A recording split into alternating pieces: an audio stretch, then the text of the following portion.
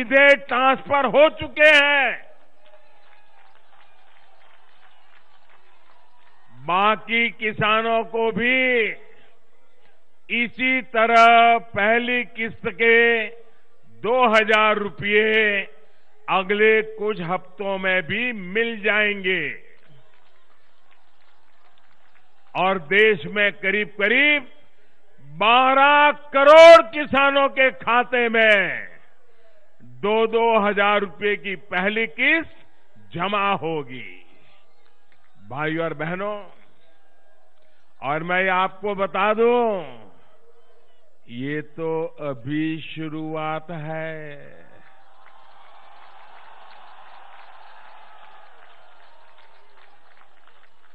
इस योजना के तहत हर वर्ष लगभग 75,000 करोड़ रुपए किसानों के खाते में सीधा पहुंचने वाले हैं। देश के वो 12 करोड़ छोटे किसान जिनके पास 5 एकड़ या उससे कम भूमि है, ऐसे सभी किसानों को इस योजना का सीधा लाभ मिलेगा। अब किसानों को बीज खरीदने के लिए, खाद खरीदने के लिए,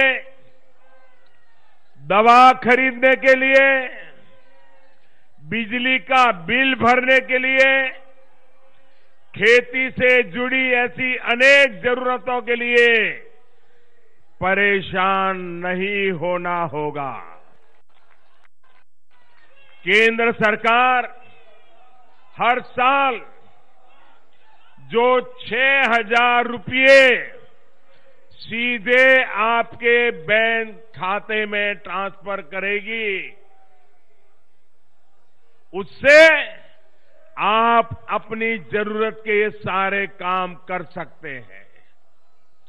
इसी काम के लिए 2,000 रुपये की पहली किस्त आज अनेक किसानों के खाते में जमा की गई है। इनमें से कुछ किसानों को थोड़ी देर पहले सर्टिफिकेट भी दिए गए हैं। मैं फिर कहूंगा, जिन किसानों को आज पहली किस्त नहीं मिली है, उन्हें आने वाले कुछ ही समय में, कुछ ही हफ्तों में पहली किस्त की राशि उनके बैंक खाते में जमा हो जाएगी। भाइयों और बहनों, पीएम किसान सम्मान निधि के तहत जो पैसे किसानों को दिए जाएंगे, उसकी पाई केंद्र में बैठी हुई मोदी सरकार की तरफ से दी जाएगी।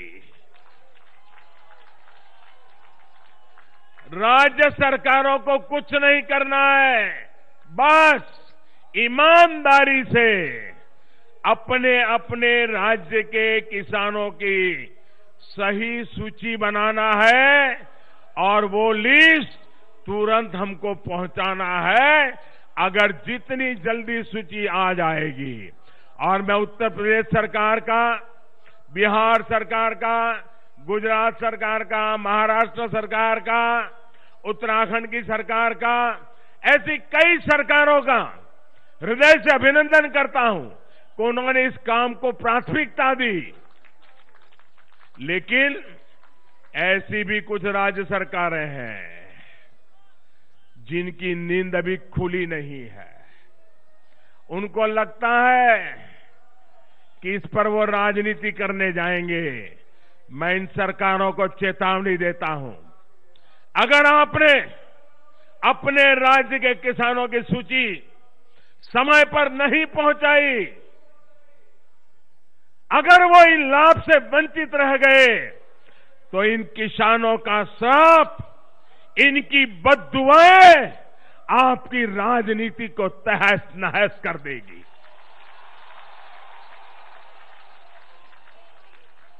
अरे आप विरोधी दल की सरकार हो सकती हो, लेकिन मेहरबानी करके किसान तो हमारे देश का है, उसके साथ राजनीति क्यों करते हो? क्यों उसके साथ खिलवाड़ करते हो? भाई और बहनों, मैं आपसे ये भी कहना चाहता हूं कि इस योजना को लेकर किसी के बहकावे में ना आए। हमारे विरोधियों ने, महामिलावटी लोगों ने ये योजना का सुना तो आपने पार्लियामेंट में देखा होगा, चेहरा लटक गया था।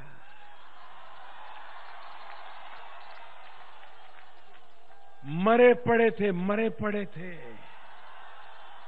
उनको लग रहा था सारे किसान मोदी मोदी करने लग गए। और इसलिए अब क्या कर रहे हैं?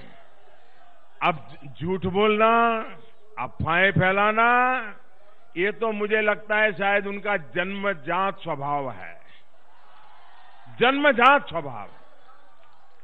इसलिए अब एक नई अफवाह चालू की है। उन्होंने अफवाह ऐसी चालू की है, और किसान इसको समझे, उन्होंने ऐसी अफवाह चालू की है कि मोदी ने अभी 2000 रुपया दिया है, बाद में भी 2000 देगा, उसके बाद भी 2000 देगा, लेकिन साल भर के बाद ये मोदी वापस ले लेगा। मेरे किसान भाइयों बहनों, ये जो पैसा दिया जा रहा है, ये आपके हक का है। कोई इसको वापस नहीं ले सकता है, न मोदी वापस ले सकता है, न राज्य की कोई सरकार भी वापस ले सकती है। और इसलिए ऐसी अफवाह फैलाने वालों को मुंह तोड़ जवाब दे देना भाइयों बहनों।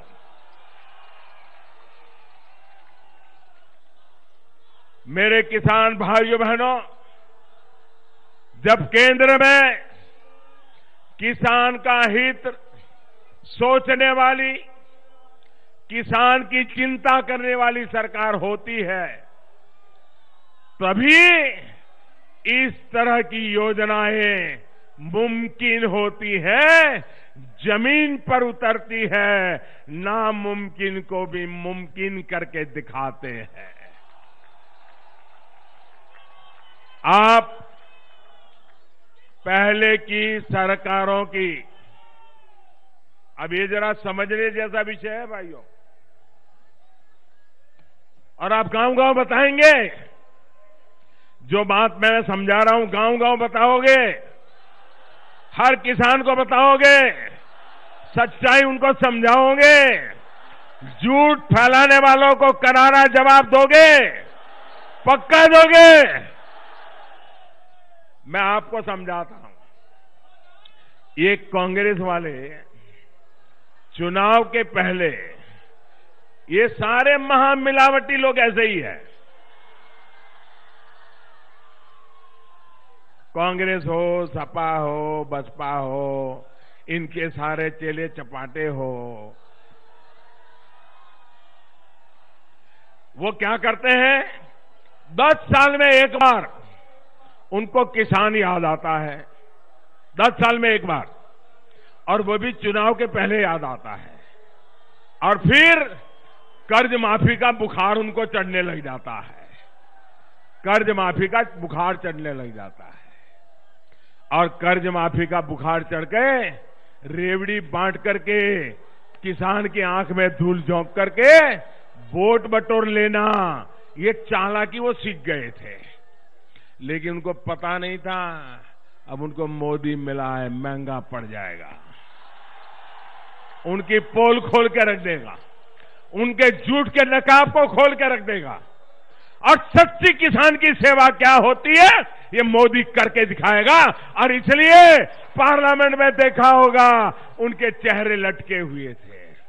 और हमने सिर्फ चुनावी वादा करने के लिए घोषणा नहीं की, हम पार्लियामेंट के फ्लोर पर बोले हैं और बजट में पैसों का प्रावधान करके बोले हैं। ये हमारी ईमानदारी है। आप याद करिए, साल 2008 में 6 लाख करोड़ रुपए का कर्ज किसानों पर था। जरा मेरे साथ बोलिए, मैं बताता हूं। 2008 में सरकारी दफ्तर के हिसाब से, बैंकों के दफ्तर के हिसाब से किसानों का पूरे देश का कर्ज था 6 लाख करोड़ रुपया। कितना कितना कितना 6 लाख करोड़ रुपया। अब उन्होंने कर्ज माफी चुनाव के पहले घोषणा की, तो ये 6 लाख करोड़ माफ होना चाहिए था कि नहीं होना चाहिए था? आप जरा जोर से बोलिए, होना चाहिए था कि नहीं होना चाहिए था? ये 6 लाख करोड़ किसानों का माफ होना चाहिए था कि नहीं होना चाहिए था? 2009 में चुनाव हुआ, फिर से वो कृषि पे चिपक गए, फिर रिमोट कंट्रोल चालू हो गया। और क्या हुआ मालूम है आपको? क्या हुआ मालूम है? देश को किसी को मालूम नहीं है, सब अंधेरे में, और इनके चेले चपाटे भी चुप। 6 लाख करोड़ का कर्ज था, माफ कितना किया? सिर्फ आंकड़ा याद रखिए, 6 लाख करोड़ के सामने मात्र 52,000 करोड़ रुपया माफ किया। कितना माफ किया? कितना माफ किया? कितना माफ किया? कितना करने की जरूरत थी? कितना करने की जरूरत थी? आप मुझे बताइए। ऐसा झूठी बातें करने वालों पर देश का किसान भरोसा करेगा क्या? ऐसा झूठ करने वालों को सजा करेगा कि नहीं करेगा? और भाइयों बहनों, ये 52,000 करोड़ रुपया भी 10 साल में एक बार, और वो भी चुनाव के पहले। बड़ी बड़ी बातें। अब ये उन्होंने जो लिस्ट बनाई वो भी किसकी? जो उनके सिपा सालार थे उनकी, सब किसानों की नहीं। 12-13 करोड़ किसान, उसमें से सिर्फ 2 या 3 करोड़ किसानों को ही सिर्फ ये 52,000 करोड़ रुपया बांट दिए गए। उसमें भी 35 लाख तो ऐसे निकले जिनका कोई किसानी से लेना देना ही नहीं था। बताइए भाई, इतना बड़ा गफला। क्या ऐसे लोगों को माफ करोगे? क्या ऐसे लोगों को माफ करोगे क्या? भाइयों बहनों, 10 साल में 52,000 हम जो योजना लाए हैं वो हर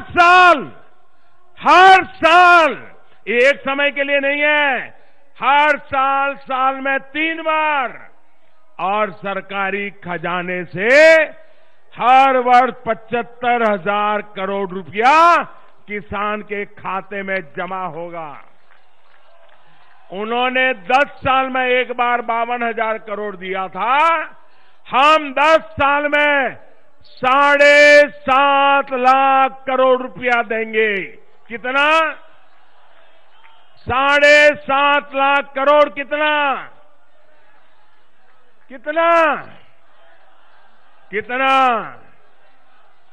7.5 लाख करोड़। कोई बिचौलिया नहीं, कोई दलाल नहीं, कोई मेरा तेरा नहीं, न कोई जाति के आधार पर, न कोई धर्म के आधार पर, हर किसी को 5 एकड़ और उससे कम जमीन है, उन सबके खाते में सीधा पैसा जाएगा। भाइयों बहनों, इनकी योजना ये 10 साल में एक बार वोट बटोरने की, किसान के आंख में धूल झोंकने की जो योजना थी, उसमें गांव में अगर 100 किसान है तो कहीं पर 20 को लाभ मिला, किसी को 22 को मिला, कहीं को 25 को मिला। हमारी योजना ऐसी है, हर वर्ष मिलेगी।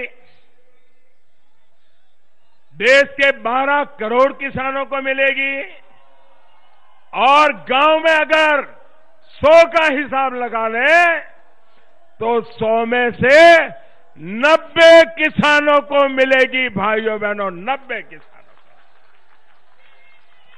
सोचिए, किसानों को सीधे पैसा देकर देश की ग्रामीण अर्थव्यवस्था को कितना बड़ा निवेश मोदी सरकार कर रही है, इसका आप अंदाज लगा सकते हैं।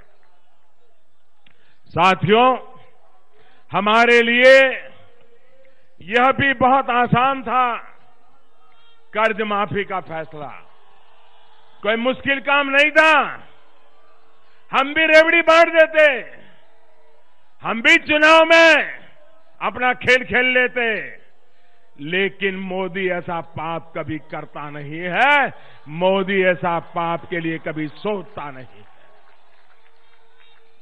आप सोचिए, हमारी सरकार प्रधानमंत्री कृषि सिंचाई योजना पर ही करीब करीब 1 लाख करोड़ रुपए खर्च कर रही है। इतनी बड़ी राशि हम लगा रहे हैं ताकि देश में जो सिंचाई परियोजनाएं 30-30, 40-40 साल से अधूरी थी, लटकी हुई थी, उन्हें पूरा किया जा सके। हमने देश भर की 99 ऐसी परियोजनाएं चुनी थी, जिसमें से 70 से ज्यादा अब पूरी होने की स्थिति में आ चुकी है। इन परियोजनाओं की वजह से किसानों को लाखों हेक्टेयर जमीन पर सिंचाई की सुविधा मिल रही है और ये वो काम है जो किसानों की आने वाली कई पीढ़ियों तक को लाभ देने वाला है। साथियों, इन सिंचाई परियोजनाओं को पूरा करने के लिए कहीं कोई प्रदर्शन नहीं हुआ था, कोई दबाव नहीं था। सिंचाई परियोजनाओं को पूरा न करके कर्ज माफी करना बहुत आसान रास्ता था, लेकिन सच्चाई ये है कि कर्ज माफी से सिर्फ ऊपरी स्तर के कुछ किसानों का फायदा होता, कांग्रेस के चेले चपाटों का लाभ होता, मेरे गरीब किसान का लाभ नहीं होता। वो भी ऐसे किसान जिन्होंने किसी न किसी बैंक से लोन लिया है, उनको लाभ मिलने लगा। आखिर उन करोड़ों किसान के बारे में कौन सोचता जो बैंक के बजाय किसी दूसरे से कर्ज लेते हैं। और हमारे देश में इनकी संख्या लाखों में नहीं बल्कि करोड़ों में है। मेरा किसान भाइयों और बहनों, ये नया भारत है। इसमें केंद्र सरकार जितना पैसा किसी गरीब के लिए, किसी किसान के लिए भेजती है, वो पूरा पैसा सीधा उसके खाते में पहुंचता है। अब वो दिन चले गए जब केंद्र सरकार से 1 रुपया निकलता था और सिर्फ 85 पैसे मिलते थे, बीच में कोई 85 पैसे मार लेता था और सिर्फ 15 पैसा पहुंचता था, 15 पैसा। पीएम किसान सम्मान निधि को भी फुल प्रूफ बनाया गया है ताकि आप किसान भाइयों बहनों का अधिकार कोई छीन न सके। इस योजना में किसी भी प्रकार के बिचौलिए के लिए कोई स्थान नहीं है। अगर आपके पास आधार नंबर नहीं है तो आप आवेदन कर सकते हैं। उसका पंजीकरण नंबर आपके लिए काफी होगा।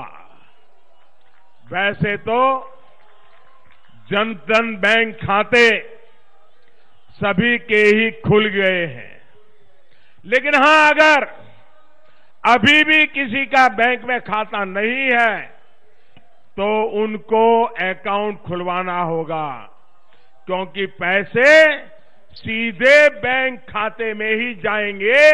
मैं किसी बिचौलिए के हाथ में एक नया पैसा जाने नहीं दूंगा।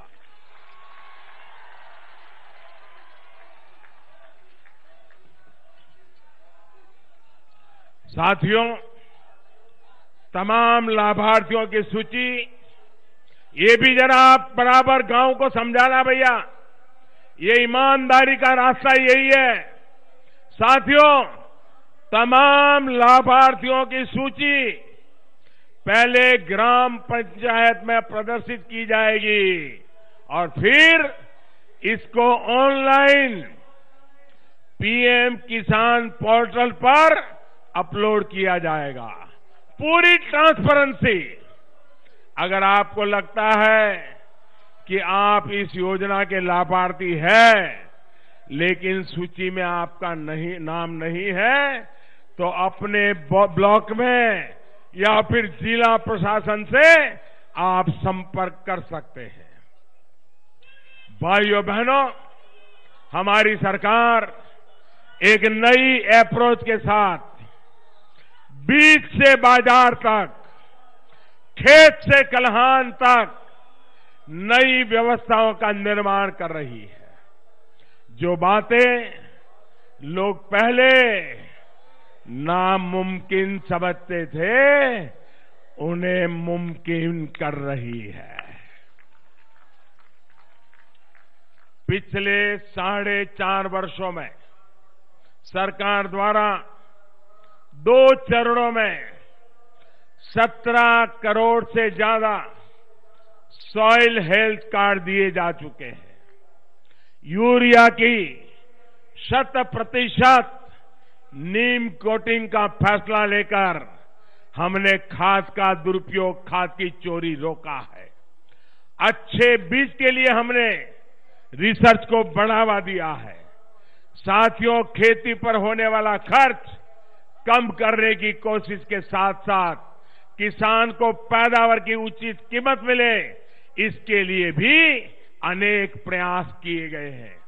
ये हमारी सरकार ही है जिसने एमएसपी पर किसानों की बरसों पुरानी मांग को भी पूरा किया है।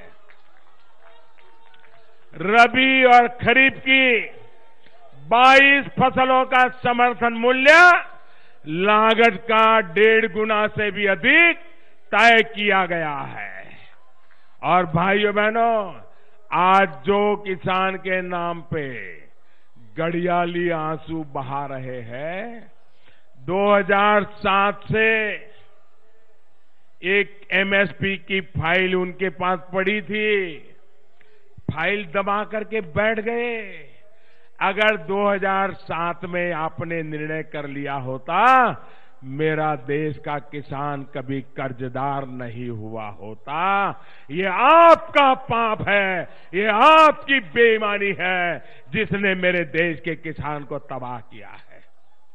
भाइयों बहनों, मौसम की मार से किसानों को बचाने के लिए प्रधानमंत्री फसल बीमा योजना भी बनाई गई है। भाई और बहनों, किसानों को उपज का उचित मूल्य मिले और उसकी लागत कम हो, इसके लिए अनेक प्रयास किए जा रहे हैं। इनाम प्लेटफॉर्म से देश भर की सैकड़ों मंडियों को जोड़ने का काम चल रहा है। इससे किसानों को सीधे देश भर की किसी भी मंडी में ऑनलाइन अपनी उपज बेचने का विकल्प मिलेगा। इससे कोई बिचौलिया कीमतों को प्रभावित नहीं कर पाएगा। अगले 1-2 वर्षों में इस माध्यम का बहुत अधिक विस्तार होने वाला है। साथियों, किसान अपनी आय दोगुनी कर सके, इसके लिए सरकार खेती के पारंपरिक तौर तरीकों के अलावा अन्य विकल्पों को भी बढ़ावा दे रही है, जैसे मधुमक्खी पालन, ऑर्गेनिक फार्मिंग, रेशम का उत्पादन, सोलर फार्मिंग। ऐसे अनेक नए क्षेत्रों में हम किसान को आगे ले जा रहे हैं। इसके अलावा पशुपालन और मछली पालन के लिए तो हमारे प्रयास निरंतर जारी है। भाइयों और बहनों, खेती हो या दूसरे व्यवसाय, इन सभी को विस्तार देने के लिए बैंकों से ऋण की सुविधा को भी बहुत आसान बनाया गया है। इसी का परिणाम है कि पिछले वर्ष 11 लाख करोड़ रुपए से अधिक का कृषि ऋण किसानों को दिया गया। साथियों, किसान भाइयों और बहनों को कर्ज मिलने में आसानी रहे, इसके लिए हमने एक और बड़ा फैसला लिया है, बहुत बड़ा फैसला लिया है। पहले किसान क्रेडिट कार्ड के माध्यम से सिर्फ 1 लाख रुपए तक का ऋण बिना गारंटी लिया जा सकता था। अब इसकी सीमा बढ़ा दी गई है। अब मेरे किसान भाई किसान क्रेडिट कार्ड के जरिए सिर्फ 1 लाख नहीं, 1,60,000 रुपया तक का कर्ज बिना गारंटी ले पाएंगे।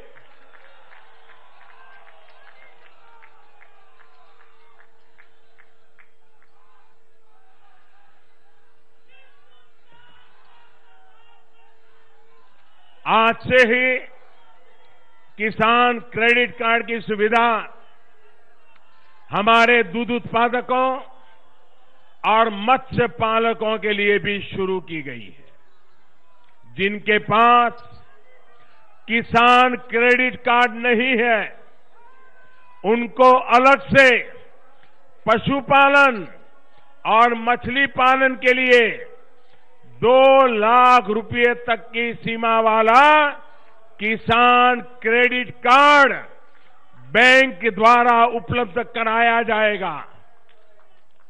इससे इन दोनों क्षेत्रों में फंड की उपलब्धता बढ़ जाएगी और हमारे पशुपालकों और मछुआरे भाई बहनों को दूसरे लोगों से कर्ज लेने पर निर्भर नहीं रहना पड़ेगा।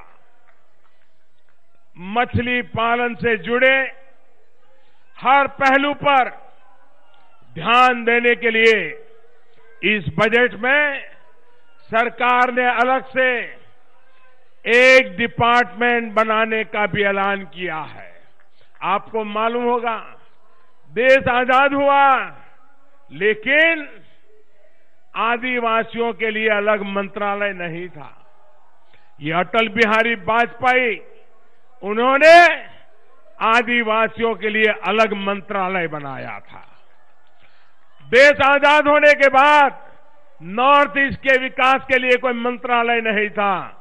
ये अटल बिहारी वाजपेयी जी थे जिन्होंने नॉर्थ ईस्ट के विकास के लिए अलग मंत्रालय बनाया था। और अब फिर एक बार भाजपा की सरकार आई है कि देश में समुद्री तट पर, नदी के तट पर हमारे जो माछीमार भाई बहन रहते हैं, उनके विकास के लिए, उनकी भलाई के लिए, माछीमार के क्षेत्र से जुड़े लोगों के लिए अलग मंत्रालय बनाने का हमने फैसला किया है, ताकि उनके विकास पर विशेष ध्यान दिया जाए। साथियों, इसके साथ ही एक व्यवस्था ये भी की गई है कि अब प्राकृतिक आपदा से प्रभाव होने की स्थिति में किसानों को कृषि ऋण में छीट की सीमा 1 वर्ष से बढ़ाकर 3 से 5 वर्ष तक कर दी गई है। अब इसके कारण प्राकृतिक आपदा के बाद किसान को किसी से कर्ज लेने के लिए जाना नहीं पड़ेगा, उसको समय मिलेगा।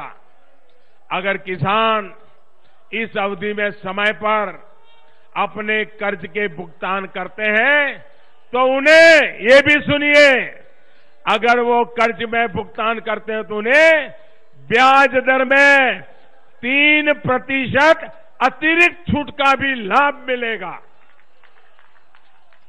भाइयों और बहनों, गोरखपुर और पूर्वांचल के पशुपालकों, दूध उत्पादकों के लिए तो आज डबल खुशी का दिन है, क्योंकि आज ही 1 लाख लीटर प्रतिदिन क्षमता वाली नई डेयरी का लोकार्पण किया गया है।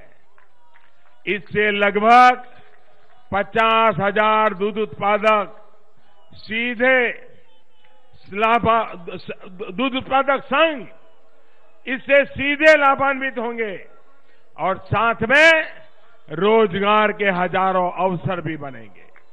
भाइयों और बहनों, पशुपालकों के लिए एक और अच्छी खबर है। साथियों, हमारी सरकार ने पहली बार देसी गाय और भैंसों को बढ़ावा देने के लिए पिछले वर्ष राष्ट्रीय गोकुल मिशन आरंभ किया था। इस वर्ष इसको विस्तार देते हुए राष्ट्रीय कामधेनु आयोग ये बनाने का फैसला लिया गया है। ये आयोग पशुधन से जुड़े कानून है, जो नीतियां हैं, उनकी समीक्षा करेगा और दूध का अधिक उत्पादन कैसे हो, इसके लिए उपाय सुझाएगा। इस आयोग का एक अहम कार्य गौ माता के कल्याण, देश भर में मौजूदा गौशालाओं और गौ सदनों, पिंजरा पोलों से जुड़ी जानकारी जुटाकर उनकी समस्याओं का समाधान करने का भी रहेगा। साथियों, इस प्रकार एक बड़ी योजना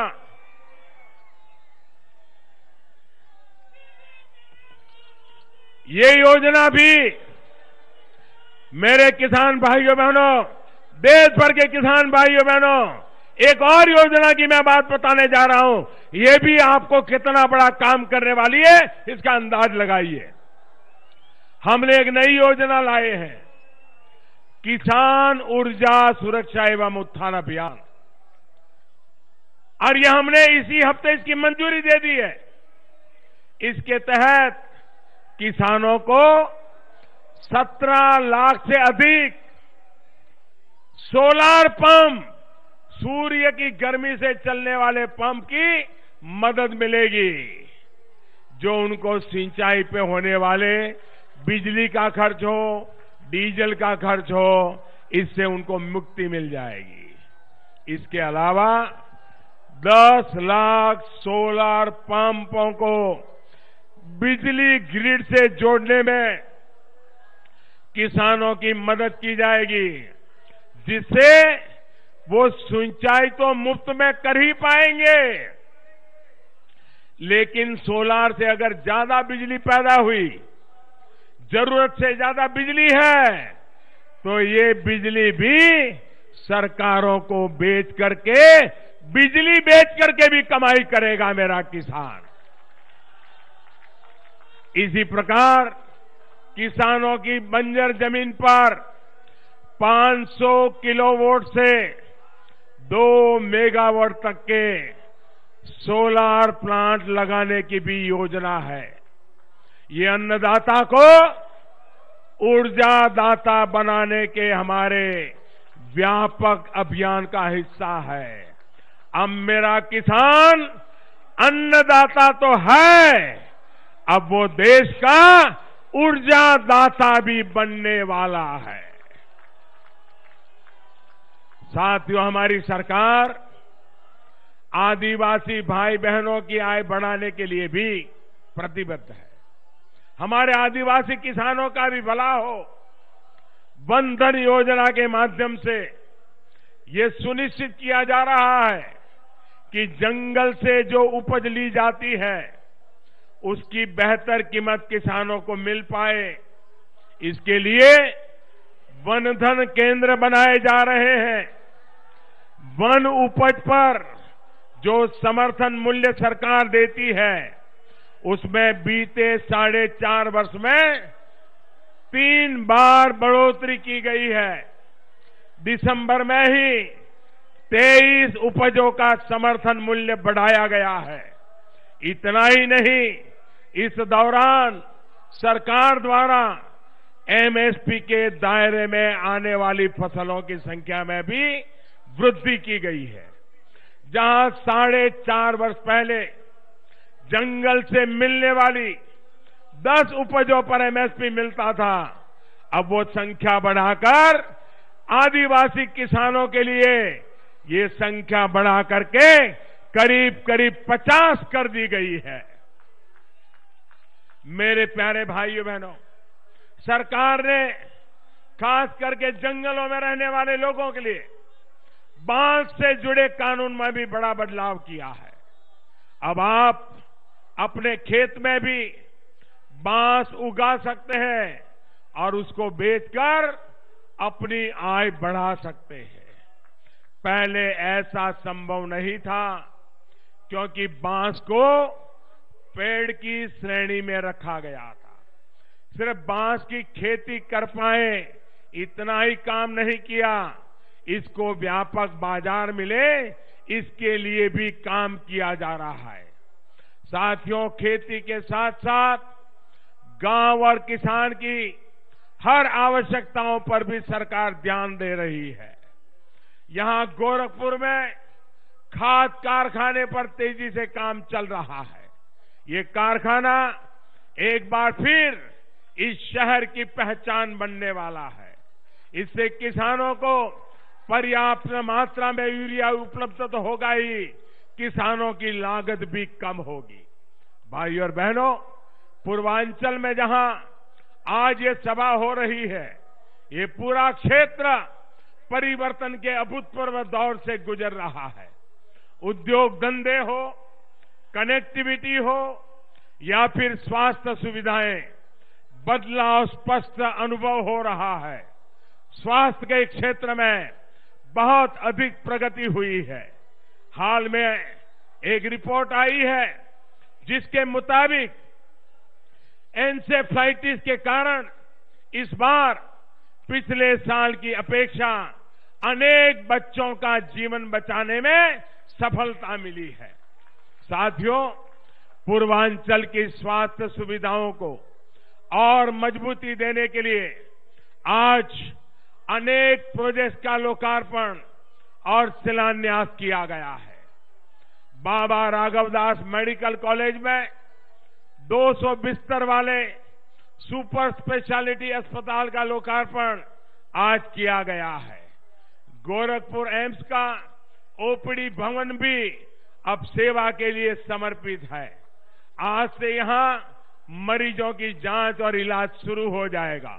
साथियों, पूर्वांचल पूर्वी भारत में सुविधाओं, उद्यमों और रोजगार का एक बहुत बड़ा सेंटर बनता जा रहा है।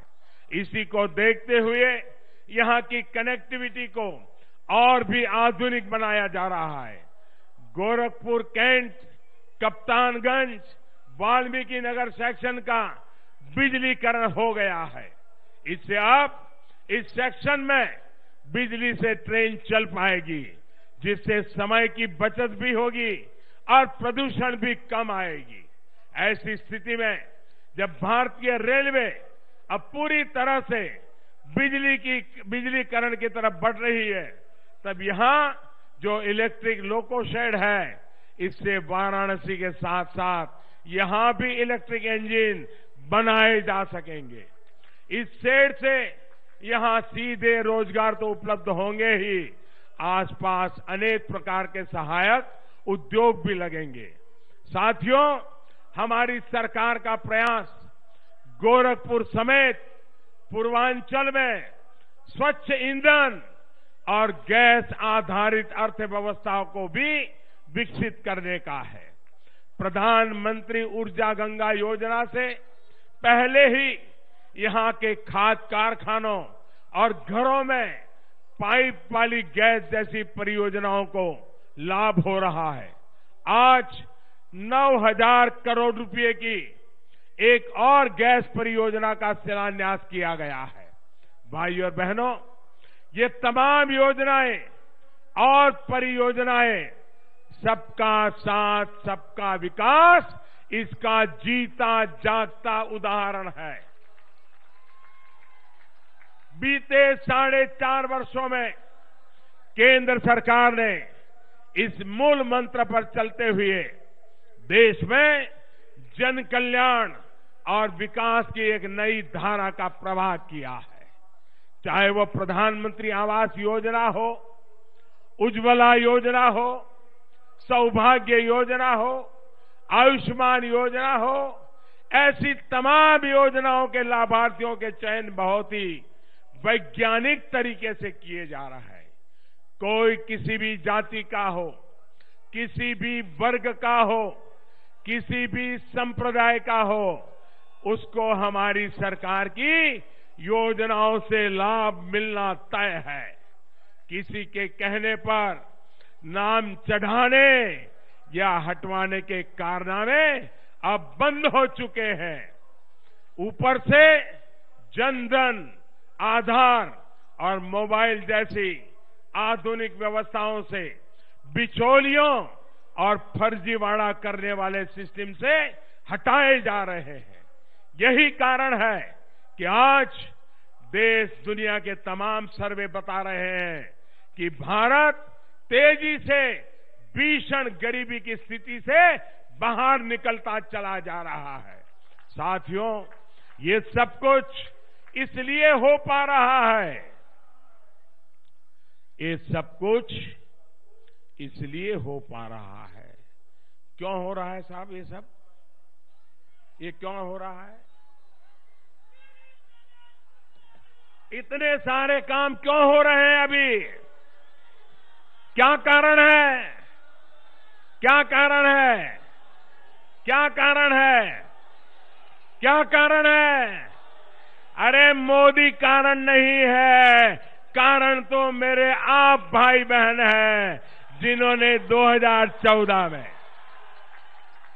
आप मेरे देशवासी हैं, आप मेरे उत्तर प्रदेश के भाई बहन हैं, जिन्होंने 2014 में एक मजबूत सरकार बनाने के लिए जनादेश दिया था।